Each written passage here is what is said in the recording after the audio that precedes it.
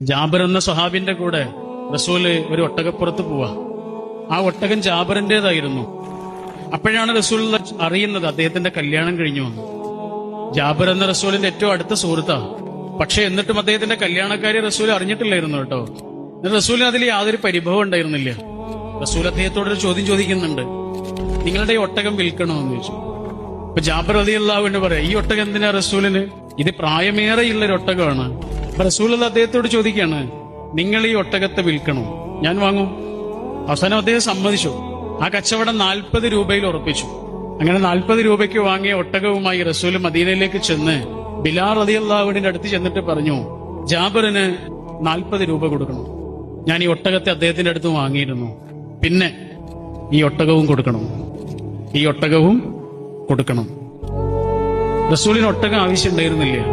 പക്ഷെ ജാബിറിന് പണം ആവശ്യമുണ്ടായിരുന്നു എന്ന് റസൂലിന് മനസ്സിലായി. എങ്ങനെ മനസ്സിലായി? മനുഷ്യന്റെ കണ്ണിൽ നിന്ന് അത് വായിച്ചെടുത്തു.